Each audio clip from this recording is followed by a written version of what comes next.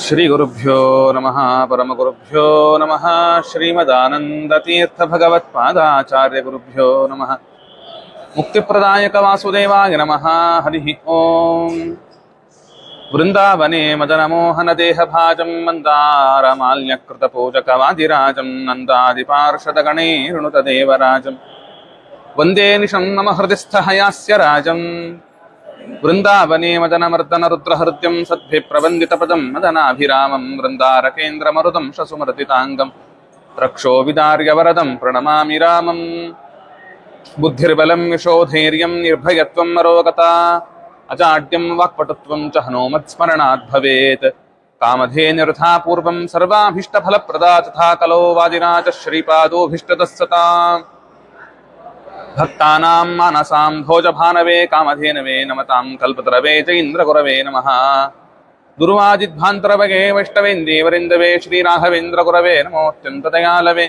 ಆಪಾದಮೌಲಿ ಪರ್ಯಂತಂ ಗುರುಣಾಮಾಕೃತಿಂ ಸ್ಮರೇತ್ ತೇನ ವಿಘ್ನಾಃ ಪ್ರಣಶ್ಯಂತಿ ಸಿದ್ಧಂತಿ ಚ ಮನೋರಥಾಃ ಶ್ರೀ ಗುರುಭ್ಯೋ ನಮಃ ಹರಿ ಓಂ. ಪರಮ ಪವಿತ್ರವಾಗಿರತಕ್ಕಂತಹ ಕುಂಭಕೋಣ ಕ್ಷೇತ್ರದಲ್ಲಿ ವಿಜೇಂದ್ರ ಗುರು ಸಾರ್ವಭೌಮರ ಉತ್ತರ ಆರಾಧನಾ ಅಂಗವಾಗಿ ವಿಜೃಂಭಣೆಯಿಂದ ರಥೋತ್ಸವವೇ ಮೊದಲಾದ ಅನೇಕ ಉತ್ಸವ ಪ್ರಕಾರಗಳಿಂದ ಆರಾಧನೆಯನ್ನ ಜರುಗಿಸಲ್ಪಟ್ಟಿದೆ. ಪರಮಪೂಜ್ಯನಾಗಿರತಕ್ಕಂತಹ ಸುಬುಧೇಂದ್ರ ತೀರ್ಥ ಶ್ರೀಪಾದಂಗಳವರು, ಪರಮಪೂಜ್ಯರಾದ ಶ್ರೀ ವಿಶ್ವವಲ್ಲಭ ತೀರ್ಥ ಶ್ರೀಪಾದಂಗಳವರ ನೇತೃತ್ವದಲ್ಲಿ ಬಹಳ ವೈಭವೋಪೇತವಾಗಿರತಕ್ಕಂಥ ಆರಾಧನಾ ಮಹೋತ್ಸವದಲ್ಲಿ ನಾವೆಲ್ಲ ಪಾಲ್ಗೊಂಡಿದ್ದೇವೆ. ಪ್ರಕೃತ ವಿಜೇಂದ್ರ ಗುರು ಸಾರ್ವಭೌಮರ ಬಗ್ಗೆ ಕಿಂಚಿತ್ ನಾವು ಶ್ರವಣವನ್ನ, ಅವರ ಚರಿತ್ರೆಯನ್ನ 5 ನಿಮಿಷಗಳ ಕಾಲ ಯಥಾಮತಿಯಾಗಿ ಚಿಂತನೆ ನಡೆಸ್ತಕ್ಕಂತಹವರಾಗೋಣ. ವಿಜೇಂದ್ರ ಗುರು ಸಾರ್ವಭೌಮರು ಅಂತಂದ್ರೆ ಅಂದಾಕ್ಷಣ ನಮಗೆ ನೆನಪಾಗತಕ್ಕಂಥದ್ದು ಯಾವ ಜಗದ್ಗುರುಗಳನ್ನ, ಜಗದ್ವಂದ್ಯರಾಗಿರತಕ್ಕಂಥ ರಾಘವೇಂದ್ರ ಗುರು ಸಾರ್ವಭೌಮರಿದ್ದಾರಲ್ಲ, ಅವರ ಪರಮ ಗುರುಗಳು ನಮ್ಮ ವಿಜೇಂದ್ರ ಗುರು ಸಾರ್ವಭೌಮರು. ಯಾರ ಗ್ರಂಥಗಳನ್ನ ಇವತ್ತು ಬರೀ ಹೆಸರು ಹೇಳಿಬಿಟ್ರೆ ಸಾಕು, ಅವರು ರಚನೆ ಮಾಡಿರತಕ್ಕಂತಹ ಗ್ರಂಥಗಳ ಹೆಸರನ್ನ ಪಟ್ಟಿ ಓದಿಬಿಟ್ರೆ ಅವನನ್ನೇ ಪಂಡಿತ ಅಂತ ಕರೀತಾರೆ. ಅಂತಂದ್ರೆ ಆ ಗ್ರಂಥವನ್ನ ಬರೆದ ಮಹಾನುಭಾವರು ಯಾರು ಅಂದ್ರೆ ವಿಜೇಂದ್ರ ಗುರು ಸಾರ್ವಭೌಮರು ಅಂತ ಹೇಳ್ತಾರೆ. ಈ ಪರಂಪರೆಯೂ ಕೂಡ ಸಾಮಾನ್ಯವಾದದ್ದು ಅಲ್ಲ. ಆದ್ದರಿಂದಲೇನೆ ಅವರನ್ನ ಕುರಿತು ಸ್ತೋತ್ರವನ್ನು ರಚನೆ ಮಾಡುವಾಗ ಶ್ರೀಮಧ್ವ ಜಯರಾಜೇಂದ್ರ ವಿಭುಧೇಂದ್ರಾರ್ಯ ವಂಶಜಂ, ಇದು ಎಂಥದ್ದು ಅಂತಂದ್ರೆ ಮಧ್ವಾಚಾರ್ಯರ ಪರಂಪರೆಯಲ್ಲಿ ಪದ್ಮನಾಭ ತೀರ್ಥರು, ನರಹರ ತೀರ್ಥರು, ಮಾಧವ ತೀರ್ಥರು, ಅಕ್ಷೋಭ್ಯ ತೀರ್ಥರು, ಅಕ್ಷೋಭ್ಯ ತೀರ್ಥರ ಶಿಷ್ಯರೇ ಜಯತೀರ್ಥ ಗುರು ಸಾರ್ವಭೌಮರು. ಆ ಜಯತೀರ್ಥ ಗುರು ಸಾರ್ವಭೌಮರ ಪರಂಪರೆಯಲ್ಲಿ ವಿದ್ಯಾಧಿರಾಜರು, ಕವೀಂದ್ರ ತೀರ್ಥರು, ವಾಗೀಶ ತೀರ್ಥರು, ರಾಮಚಂದ್ರ ತೀರ್ಥರು, ವಿಭುಧೇಂದ್ರ ಗುರು ಸಾರ್ವಭೌಮರು ಅಂತ ಕೇಳ್ತೇವೆ.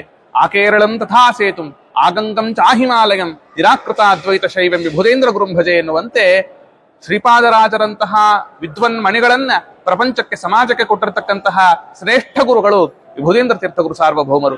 ವಿಭುಧೇಂದ್ರ ತೀರ್ಥರ ಶಿಷ್ಯರೇ ಜಿತಾಮಿತ್ರ ತೀರ್ಥರು, ಅವರ ಶಿಷ್ಯರೇ ರಘುನಂದನ ತೀರ್ಥರು, ಅವರ ಶಿಷ್ಯರೇನೆ ಸುರೇಂದ್ರ ತೀರ್ಥ ಗುರು ಸಾರ್ವಭೌಮರು. ವ್ಯಾಸರಾಜರ ವೈಭವದ ಕಾಲ ವಿಜಯನಗರ ಸಾಮ್ರಾಜ್ಯದಲ್ಲಿ ಸುರೇಂದ್ರ ಗುರು ಸಾರ್ವಭೌಮರು ಆಗಮಿಸಿದಾಗ ಅದ್ಭುತವಾಗಿರತಕ್ಕಂತಹ ಒಂದು ಕಾಲ ಅದು. ಸುರೇಂದ್ರ ತೀರ್ಥರ ತಪಸ್ಸಿನ ಬಗ್ಗೆ ಹೇಳ್ತಾರೆ ಸುಮತೀಂದ್ರ ತೀರ್ಥರು. 40 ಸಂವತ್ಸರಂ ಅನಶನ ವ್ರತಂ ಅನುಷ್ಠಿತಂ ಇದು ಸುಪ್ರಭಾತಃ. 40 ವರ್ಷಗಳ ಕಾಲ ಉಪವಾಸ ವ್ರತವನ್ನ ಮಾಡಿದ. 1 ದಿನ 2 ದಿನ 4 ತಿಂಗಳಲ್ಲ, 40 ದಿನಗಳಲ್ಲ, 40 ವರ್ಷಗಳು. 40 ಸಂವತ್ಸರಂ 40 ವರ್ಷಗಳ ಕಾಲ ಊಟವೇ ಮಾಡದೆ ಉಪವಾಸ ವ್ರತವನ್ನ ಮಾಡಿದ ವೈರಾಗ್ಯ ಮೇರು ಶಿಖಾಮಣಿಗಳು ಸುರೇಂದ್ರ ತೀರ್ಥರು. ಬರೀ ಉಪವಾಸ ಮಾಡಿದ್ದಲ್ಲ, ಉಪವಾಸದಿಂದ 3 ಬಾರಿ ಭೂಪ್ರದಕ್ಷಿಣೆಯನ್ನು ಮಾಡಿರತಕ್ಕಂತಹ ಯತಿವರೇಣ್ಯರು ಸುರೇಂದ್ರ ತೀರ್ಥ ಗುರು ಸಾರ್ವಭೌಮರು. ಅಂತಹ ಸುರೇಂದ್ರ ತೀರ್ಥರ ಕರಕಮಲ ಸಂಜಾತರೇ ಶ್ರೀಮತ್ ಸುರೇಂದ್ರ ವರತನಯ ವಿಜಯೇಂದ್ರ ಗುರು ಸಾರ್ವಭೌಮರು ಅಂತ ನಾವು ಶ್ರವಣವನ್ನ ಮಾಡತಕ್ಕಂತಹವರಾಗುತ್ತೇವೆ. ಇಂತಹ ವಿಜಯೇಂದ್ರ ತೀರ್ಥರು ಪ್ರತಿಪಕ್ಷಿಗಳು ಮಾಡಿರ್ತಕ್ಕಂತಹ ಒಂದೊಂದು ಗ್ರಂಥಕ್ಕೂ ಕೂಡ ಪ್ರತಿಪಕ್ಷಿಗಳು 100 ಗ್ರಂಥಗಳನ್ನ ರಚನೆ ಮಾಡಿದ 104 ಗ್ರಂಥಗಳನ್ನ ರಚನೆ ಮಾಡಿದರೆ ವಿಜಯೇಂದ್ರ ಗುರು ಸಾರ್ವಭೌಮರು ಉತ್ತರ ರೂಪದಲ್ಲಿ 104 ಗ್ರಂಥಗಳನ್ನ ರಚನೆ ಮಾಡಿ ತತ್ವವಾದದ ವಿಜಯ ಪತಾಕೆಯನ್ನ ಎತ್ತಿ ಹಿಡಿತಕ್ಕಂತಹವರಾಗಿದ್ದಾರೆ. ಅಂತಹ ವಿಜಯೇಂದ್ರ ಗುರು ಸಾರ್ವಭೌಮರ ಬಗ್ಗೆ ಒಂದು ಅಪರೂಪದ ಕಥೆಯನ್ನ ನಾವು ಇವತ್ತಿನ ದಿನ ನೋಡ್ತಕ್ಕಂಥವರಾಗೋಣ. ವಿಜಯನಗರ ಸಾಮ್ರಾಜ್ಯದಲ್ಲಿ ಸಾಳುವ ನರಸಿಂಹರಾಯ ಅಂತ ಒಬ್ಬ ಮಹಾರಾಜ. ಆ ಸಾಳುವ ನರಸಿಂಹರಾಯನ ಕಾಲದಲ್ಲಿ ಏನಾಗಿದೆ, ಆತ ತಿರುಪತಿಯ ಶ್ರೀನಿವಾಸ ದೇವರ ಪರಮಭಕ್ತ. ಅಂತಹ ಸಾಳುವ ನರಸಿಂಹರಾಯ ಶ್ರೀನಿವಾಸ ದೇವರನ್ನ ದಿನಾಗಲೂ ಪ್ರತಿ ವರ್ಷವೂ ಕೂಡ ತಿರುಪತಿ ಹೋಗಿ ದರ್ಶನ ಮಾಡಿಕೊಂಡು ಬರ್ತಾ ಇದ್ದ. ಒಮ್ಮೆ ಇದ್ದಕ್ಕಿದ್ದಂತೆ ಅನಾರೋಗ್ಯದಿಂದ ಅವನಿಗೆ ತಿರುಪತಿಗೆ ದರ್ಶನವಾಗತಕ್ಕಂಥ ಪ್ರಸಂಗ ಬರಲಿಲ್ಲ. ಆಗ ಸ್ವಾಮಿಯೇನೆ ಸ್ವಪ್ನದಲ್ಲಿ ಸೂಚನೆ ಮಾಡುತ್ತಾನೆ ಆ ಸಾಳುವ ನರಸಿಂಹರಾಯನಿಗೆ, ಎಲೆ ರಾಜ, ನೀನು ನನ್ನ ತಿರುಪತಿಗೆ ಬರೋದು ಬೇಡ, ನಾನೇ ನಿನಗೋಸ್ಕರ ಅನುಗ್ರಹ ಮಾಡಿ ಬರ್ತೇನೆ. ಆದರೆ ನನ್ನ ವಿಗ್ರಹವನ್ನು ಪ್ರತಿಷ್ಠೆ ಮಾಡಬೇಕಾದರೆ ದುಂದುಭಿಯ ನಾದ ಆಗ್ತದೆ. ಆ ದುಂದುಭಿ ದುಮ್ ಧುಮ್ ಧುಮ್ ಧುಮ್ ಅಂತನ್ನುವ ಶಬ್ದ ಆದಾಗ ಪ್ರತಿಷ್ಠೆ ಆಗಬೇಕು. ಆ ದುಂದುಭಿಯ ನಾದ ಯಾರೋ ಜನರು ಮಾಡತಕ್ಕಂಥದ್ದು ಅಲ್ಲ, ಅದು ಪ್ರಾಕೃತಿಕವಾಗಿ ನ್ಯಾಚುರಲಿ ಅದೇನೆ ದೈವದತ್ತವಾಗಿ ದುಂದುಭಿಯ ನಾದ ಆಗ್ತದೆ. ಆ ದುಂದುಭಿಯ ನಾದ ಆದಾಗ ಪ್ರತಿಷ್ಠೆ ಮಾಡಬೇಕು ಅಂತ ಸೂಚನೆ ಮಾಡಿದ. ದೈವ ಯೋಗ ಹೇಗಿತ್ತು ಅಂತಂದ್ರೆ, ಸಾಳುವ ನರಸಿಂಹರಾಯ ಎಲ್ಲ ಸಿದ್ಧತೆಯನ್ನ ಮಾಡಿಕೊಂಡ. ಶ್ರೀನಿವಾಸ ದೇವರ ಒಂದು ಅದ್ಭುತವಾಗಿರತಕ್ಕಂತಹ ಪ್ರತಿಮೆ ನಿರ್ಮಾಣವಾಗಿದೆ. ಆ ಪ್ರತಿಮೆಯನ್ನು ಪ್ರತಿಷ್ಠೆ ಮಾಡಬೇಕು. ದುಂದುಭಿಯ ನಾದದ ಒಂದು ಶ್ರವಣದ ಕಾಲವನ್ನು ನಿರೀಕ್ಷೆ ಮಾಡ್ತಾ ಇದ್ದಾನೆ. ಅದೇ ಪ್ರಸಂಗಕ್ಕೆ 2 ಕಾಗೆಗಳು ಆಕಾಶದಲ್ಲಿ ಹೋಗುವಾಗ ದೊಡ್ಡ ದೊಡ್ಡದಾಗಿರ್ತಕ್ಕಂಥ ಕಟ್ಟಿಗೆಗಳನ್ನ ದುಂದುಭಿಯ ಒಂದು ಮೇಲೆ ಹಾಕ್ತಕ್ಕಂಥದ್ದಾಯ್ತು. ದೈವಯೋಗದಿಂದ ಆಗಬೇಕಾದ ದುಂದುಭಿಯ ನಾದ, ಮುಹೂರ್ತಕ್ಕೆ ಸರಿಯಾಗಿ ಆಗಬೇಕಾದ ದುಂದುಭಿಯ ನಾದ ಮುಹೂರ್ತ ತಪ್ಪಿ ಕಾಗೆಯಿಂದ ಬೇರೆ ರೀತಿಯಾಗಿರ್ತಕ್ಕಂಥ ನಾದ ಅದು ಹೊರಹೊಮ್ಮಿತು. ಆಗ ಸಾಳುವ ನರಸಿಂಹರಾಯ ಇದೇ ಒಂದು ಯೋಗ್ಯ ಕಾಲ ಅಂತ ಅಂದುಕೊಂಡು ಶ್ರೀನಿವಾಸ ದೇವರ ಪ್ರತಿಷ್ಠೆಯನ್ನು ನೆರವೇರಿಸಿ ಬಿಟ್ಟ. ಆಮೇಲೆ ಗೊತ್ತಾಯ್ತು, ಮತ್ತೆ ಇನ್ನೊಮ್ಮೆ ಸರಿಯಾದ ರೀತಿಯಾದ ದುಂದುಭಿಯ ನಾದ ಆಯ್ತು. ಆವಾಗ ಅವನಿಗೆ ಗೊತ್ತಾಯ್ತು, ನಾನು ಮಾಡಿದ್ದು ಸರಿಯಾದ ಪ್ರತಿಷ್ಠೆ ಅಲ್ಲ ಅಂತ ಗೊತ್ತಾಯ್ತು ಅವನಿಗೆ. ಆಗ ಭಗವಂತ ಸೂಚನೆ ಮಾಡ್ತಾನೆ, ಆಕಾಶವಾಣಿ ಆಗ್ತದೆ, ಸಾಳುವ ನರಸಿಂಹರಾಯ ನೀನು ಅಯೋಗ್ಯದ ಕಾಲದಲ್ಲಿ ಶ್ರೀನಿವಾಸ ದೇವರ ಪ್ರತಿಷ್ಠೆ ಮಾಡಿದ್ದರಿಂದ ಈ ದೇವಸ್ಥಾನ ಧ್ವಂಸ ಆಗ್ತದೆ ಅಂತ ಸೂಚನೆ. ಮತ್ತೆ ಇದರ ಉದ್ಧಾರ ಹೇಗೆ ಅಂತಂದಾಗ, ಮುಂದೆ ಸಾಳುವ ನರಸಿಂಹರಾಯ ಇದ್ದಿತ್ತು ಶ್ರೀಪಾದರಾಜರ ಕಾಲ. ಮುಂದೆ ವಿಜಯೇಂದ್ರ ಗುರುಸಾರ್ವಭೌಮರು ಅವತಾರ ಮಾಡಿ ಬರ್ತಾರೆ. ವಿಜಯೇಂದ್ರ ತೀರ್ಥರು ಇದನ್ನ ಬೇರೆ ಕಡೆಯಲ್ಲಿ ಹೋಗಿ ಪ್ರತಿಷ್ಠೆ ಮಾಡ್ತಾರೆ. ಅಲ್ಲುವವರೆಗೂ ಈ ದೇವಸ್ಥಾನ ಇರ್ತದೆ, ನೀನಿರೋವರೆಗೂ ಇರ್ತದೆ ಅಂತ ಸೂಚನೆ ಆಯ್ತು. ಅದರಂತೆ ವಿಜಯನಗರ ಸಾಮ್ರಾಜ್ಯದಲ್ಲಿ ಶ್ರೀನಿವಾಸ ದೇವರ ಪ್ರತಿಷ್ಠೆ ಆಗಿದೆ. ಆ ಸಾಳುವ ನರಸಿಂಹರಾಯ ಇರೋವರೆಗೂ ಆ ದೇವಸ್ಥಾನ ಇತ್ತು. ಅವನು ಹೋದ ಮೇಲೆ ಆಕ್ರಮಣ ಆಯ್ತು. ಆ ದೇವರನ್ನ ಬಾವಿಯಲ್ಲಿ ಹಾಕಿದ್ರು. ವಿಜಯೇಂದ್ರ ತೀರ್ಥರು ದೈವಯೋಗದಿಂದ ವಿಜಯನಗರಕ್ಕೆ ಬಂದಾಗ ಅಲ್ಲೇನಾಯ್ತು, ಘಟಸರ್ಪ ಒಂದು ವಿಜಯೇಂದ್ರ ತೀರ್ಥರ ಹತ್ರ ಬಂದು ಕೂತ್ಕೊಂತ. ವಿಜಯೇಂದ್ರ ತೀರ್ಥರು ಅದನ್ನೇ ಅನುಸರಿಸಿಕೊಂಡು ಹೋಗ್ತಾರೆ. ಆ ಸರ್ಪ ನೇರವಾಗಿ ಹೋಗಿ ಯಾವ ಬಾವಿಯಲ್ಲಿ ಶ್ರೀನಿವಾಸ ದೇವರ ವಿಗ್ರಹ ಹಾಕಿದ್ರೋ ಆ ಬಾವಿಯಲ್ಲಿ ಹೋಗಿ ಇಣುಕು ನೋಡುತ್ತದೆ. ಆಗ ವಿಜಯೇಂದ್ರರಿಗೆ ಗೊತ್ತಾಯ್ತು, ಓಹೋ ಈ ಬಾವಿಯಲ್ಲಿ ಏನೋ ವಿಶೇಷ ಇದೆ, ಹಾವು ಸೂಚನೆಯನ್ನು ಕೊಡ್ತಾ ಇದೆ ಅಂತ ಆ ಬಾವಿಯನ್ನ ತಗಸಿ ನೋಡಿದಾಗ ಶ್ರೀನಿವಾಸ ದೇವರ ವಿಗ್ರಹ ಪ್ರತ್ಯಯ ಆಯ್ತು. ಶ್ರೀಭೂ ಸಮೇತನಾಗಿರ್ತಕ್ಕಂಥ ಶ್ರೀನಿವಾಸನನ್ನ ತೆಗೆದುಕೊಂಡು ವಿಜಯೇಂದ್ರ ಸಾರ್ವಭೌಮರು ಏನು ಮಾಡಬೇಕು ಅಂತನ್ನುವಾಗಲೇನೆ ಅವರಿಗೆ ಸೂಚನೆ ದೊರಕುತ್ತದೆ.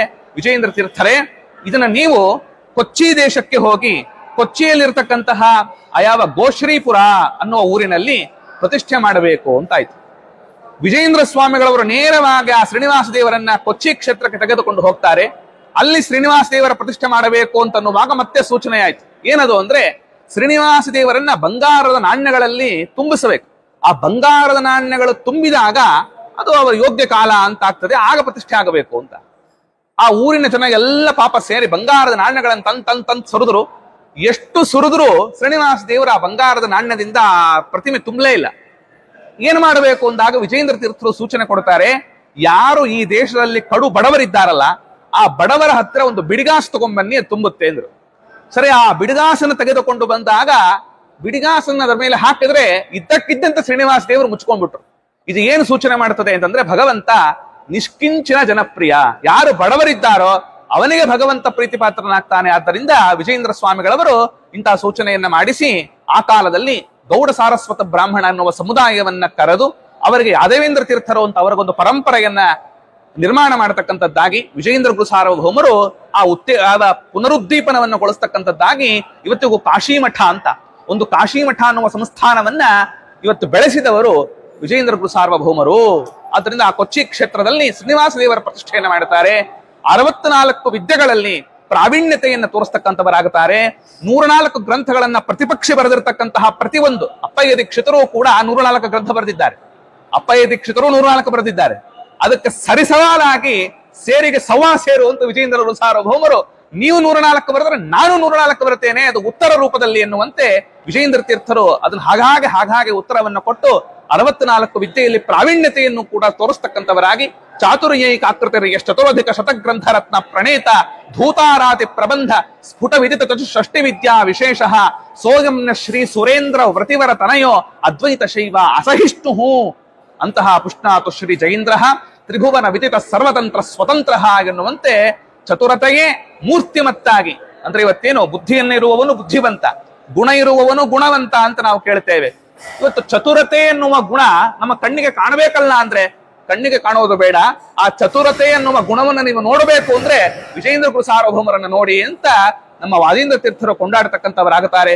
ಅಂತಹ ಮಹಾಪ್ರಭುಗಳು ಆಯಾದ ವಿಜಯೇಂದ್ರ ಗುರು ಸಾರ್ವಭೌಮರು ವಿಜಯೇಂದ್ರ ಕರಾಬ್ಜೋತ್ಥ ರಾಘವೇಂದ್ರರು ಸಾಮಾನ್ಯರಲ್ಲ, ಸುಧೀಂದ್ರ ವರಪುತ್ರಕಃ ವಿಜಯೇಂದ್ರ ಗುರು ಸಾರ್ವಭೌಮರ ಕರಕಮಲ ಸಂಜಾತರಾದ ಸುಧೀಂದ್ರ ತೀರ್ಥರ ಶಿಷ್ಯ ಉತ್ತಮರಾಗಿರತಕ್ಕಂತಹವರಾಗಿದ್ದಾರೆ ರಾಘವೇಂದ್ರ ಸ್ವಾಮಿಗಳು. ಅವರ ಅನೇಕ ಗ್ರಂಥಗಳಲ್ಲಿ ಗುರುಪಾದರು ಅಂತ ವಿಜಯೇಂದ್ರ ತೀರ್ಥರನ್ನ ಅಲ್ಲಲ್ಲಿ ಉದಾಹರಣೆ ಮಾಡತಕ್ಕಂತಹವರಾಗುತ್ತಾರೆ. ಅಂತಹ ಮಹಾಪ್ರಭುಗಳು ಭಾಗವತ ಕಥಾ ಸಂಗ್ರಹ ಅನ್ನುವ ಒಂದು ಅಪರೂಪದ ಗ್ರಂಥವನ್ನ ರಚನೆ ಮಾಡಿದ್ದಾರೆ ಅಂತ ಸುಮತೀಂದ್ರ ತೀರ್ಥರು ಗೀತಾ ಭಾಷ್ಯ ಭಾವರತ್ನ ಕೋಶದಲ್ಲಿ ದಾಖಲೆ ಮಾಡತಕ್ಕಂತಹವರಾಗುತ್ತಾರೆ. ಇನ್ನು ಅನೇಕ ವಿಷಯಗಳು ವಿಜಯೇಂದ್ರ ಗುರು ಸಾರ್ವಭೌಮರ ಬಗ್ಗೆ ಇನ್ನಷ್ಟು ಹೆಚ್ಚು ಸಂಶೋಧನೆ ಆಗಬೇಕಾಗಿದೆ. ಆ ಕಾಲದಲ್ಲಿ ರಾಜ ಮಹಾರಾಜಾದ್ರಗಳು ವಿಜಯೇಂದ್ರ ಸ್ವಾಮಿಗಳವರಲ್ಲಿ ಹಣಮಣದಿರತಕ್ಕಂತಹವರಾಗಿದ್ದಾರೆ. ಇದೆಲ್ಲ ವಿಷಯವೂ ಕೂಡ ಹೊರಬರಬೇಕು, ಹೆಚ್ಚಿನ ಸಂಶೋಧನೆ ಆಗ್ತಕ್ಕಂಥದ್ದಾಗಬೇಕು. ಅಷ್ಟೇ ಅಲ್ಲದೇನೆ ಕುಂಭಕೋಣ ಸಾಮಾನ್ಯವಾದ ಕ್ಷೇತ್ರ ಅಲ್ಲ. ಕುಂಭಕೋಣ ಕ್ಷೇತ್ರದಲ್ಲಿ ವಿಜಯೇಂದ್ರ ಸ್ವಾಮಿಗಳವರ ವೃಂದಾವನ ಸನ್ನಿಧಾನ ಇರುವ ಕ್ಷೇತ್ರ ಇದೆಯಲ್ಲ, ಇದು ಕಶ್ಯಪರ ಆಶ್ರಮ. ಲಕ್ಷ್ಮೀನಾರಾಯಣ ದೇವರು ಕಶ್ಯಪರು ಪ್ರತಿಷ್ಠೆ ಮಾಡಿರ್ತಕ್ಕಂತಹ ಲಕ್ಷ್ಮೀನಾರಾಯಣ ದೇವರು. ಅಲ್ಲಿರ್ತಕ್ಕಂಥದ್ದು ಕಶ್ಯಪ ತೀರ್ಥ. ಇಲ್ಲಿ ಕಶ್ಯಪರು ಪ್ರತಿಷ್ಠೆ ಮಾಡಿದ ಲಕ್ಷ್ಮೀನಾರಾಯಣ, ಇಲ್ಲೇ ಹತ್ತಿರದಲ್ಲಿ ಇನ್ನೊಬ್ಬ ಋಷಿಗಳಿಂದ ಪ್ರತಿಷ್ಠಿತವಾಗಿರತಕ್ಕಂತಹ ವರಾಹ ದೇವರು ಮತ್ತೆ ವರದರಾಜ ದೇವರು, ಈ ಮೂರೂ ದೇವರನ್ನು ಕೂಡ ದರ್ಶನ ಮಾಡಬೇಕು ಅಂತ ಕುಂಭಕೋಣದಲ್ಲಿ. ಅದರ ಜೊತೆಗೆ ಕುಂಭೇಶ್ವರ ಅಂತ ರುದ್ರದೇವರಿಗೆ ಹೆಸರು. ಅದು ವಿಜಯದಾಸರ ಸುಳಾದಿಯಲ್ಲಿ ಬಹಳ ವಿಸ್ತೃತವಾಗಿ ಬಂದಿದ್ದೆ, ಸಮಯ ಇಲ್ಲ ಈಗ. ಅಂತಹ ಕುಂಭೇಶ್ವರ ದೇವಸ್ಥಾನದಲ್ಲಿ ಮಂಗಳಾಂಬಿಕೆ ಅಂತ ಕುಂಭಕೋಣಕ್ಕೆ ಬಂದವರು ಮಂಗಳಾಂಬಿಕೆ ಮತ್ತು ಕುಂಭೇಶ್ವರನ ದರ್ಶನವನ್ನ ಮಾಡಲೇಬೇಕು. ಕಾರಣ ಹೇಳ್ತೇನೆ.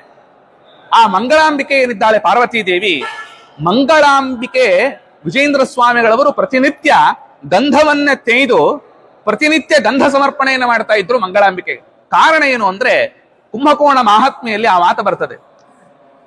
ಮಂಗಳಾಂಬಿಕೆಯ ಪೀಠದ ಕೆಳಗೆ 72,000 ಮಂತ್ರಾಭಿಮಾನ ದೇವತೆಗಳು ಇದ್ದಾರೆ ಅಂತ ಅರ್ಥ. ಆ 72,000 ಮಂತ್ರಾಭಿಮಾನಿ ದೇವತೆಗಳನ್ನು ನೆನೆಸಿಕೊಂಡು ಪಾರ್ವತಿ ಅಮ್ಮನವರಿಗೆ ಪ್ರತಿನಿತ್ಯ ಗಂಧವನ್ನ ಸಮರ್ಪಣೆ ಮಾಡಿದ ಮಹಾಪ್ರಭುಗಳು ವಿಜಯೇಂದ್ರ ಗುರು ಸಾರ್ವಭೌಮರು. ಅದಕ್ಕೆ ಅಂತ ಸಿದ್ಧಿ ವಿಜಯೇಂದ್ರ ತೀರ್ಥರಿಗೆ ಇರತಕ್ಕಂಥದ್ದಾಗಿತ್ತು ಅಂತ ಕೇಳ್ತೇವೆ. ಅದಕ್ಕೆ ಅವರು ಎಲ್ಲ ಕಡೆಯಲ್ಲಿಯೂ ಕೂಡ ವಿಚಾರ ಮಾಡಿ ಈ ಕ್ಷೇತ್ರ ಕಶ್ಯಪರ ತಪೋಭೂಮಿ, ಲಕ್ಷ್ಮೀನಾರಾಯಣ ದೇವರು ಕಶ್ಯಪರಿಂದ ಪ್ರತಿಷ್ಠಿತವಾಗಿದ್ದು ಅಂತ ಇಲ್ಲಿ ತಾವು ವೃಂದಾವನ ಪ್ರವೇಶವನ್ನ ಮಾಡತಕ್ಕಂತಹವರಾಗುತ್ತಾರೆ. 6 ಬಾರಿ ವ್ಯಾಸರಾಜ ಗುರು ಸಾರ್ವಭೌಮರಿಂದ ಶಾಸ್ತ್ರವನ್ನ ಅಭ್ಯಾಸ ಮಾಡಿದ ಮಹಾಪ್ರಭುಗಳು 9 ಬಾರಿ ಶ್ರೀಮನ್ ನ್ಯಾಯಸುಧೆಯನ್ನ ವ್ಯಾಸರಾಜ ಗುರು ಸಾರ್ವಭೌಮರ ಮುಖಕಮಲದಿಂದ ಶ್ರವಣ ಮಾಡಿರ್ತಕ್ಕಂತಹ ದಿಗ್ಧಂತ ವಿದ್ವಾಂಸರು, ಅಗ್ರಗಣ್ಯರು ನಮ್ಮ ವಿಜಯೇಂದ್ರ ಗುರು ಸಾರ್ವಭೌಮರು ಅಂತನ್ನುವುದನ್ನು ಕೂಡ ಮತ್ತೆ ಅದನ್ನ ಶ್ರವಣ ಮಾಡತಕ್ಕಂಥವರಾಗಿ ಜಿತ್ವಾ ವಾದೆ ವೀರಶೈವ ಗುರುಂ ವಿಸ್ತೃತ ತನ್ಮಠಂ, ವೀರಶೈವ ಗುರುವಿನ ಮಠವನ್ನ ವಿಸ್ತಾರ ಮಾಡಿ ತಾವು ಅಲ್ಲಿ ವಿರಾಜಮಾನರಾದರು ಅಂತ ನಾವು ಚರಿತ್ರೆಯಲ್ಲಿ ಕೇಳತಕ್ಕಂತಹವರಾಗುತ್ತೇವೆ. ಅಂತಹ ವೃಂದಾವನಾಚಾರ್ಯರ ಶಿಷ್ಯರಾದ ಸೇತುಮಾಧವ ಸೂರಿಗಳು ರಚನೆ ಮಾಡಿರ್ತಕ್ಕಂತಹ ಈ ವಿಜಯೇಂದ್ರ ಸ್ತೋತ್ರದಿಂದ ಅನೇಕ ವಿಷಯಗಳು ನಮಗೆ ತಿಳಿತಕ್ಕಂಥದ್ದಾಗುತ್ತದೆ. ಅಂತಹ ವಿಜಯೇಂದ್ರ ಸ್ವಾಮಿಗಳವರು ಇವತ್ತು ಎಲ್ಲರಿಗೂ ಕೂಡ ಭಕ್ತಾನಾಂ ಮಾನಸಾಂಭೋಜ, ಭಾನವೇ ಯಾರು ಭಕ್ತರ ಮನಸ್ಸಿನಲ್ಲಿ ಇರತಕ್ಕಂತಹ ಕಮಲ ಅದು ಅರಳಬೇಕು ಅಂತಂದ್ರೆ ಸೂರ್ಯ ಬೇಕು.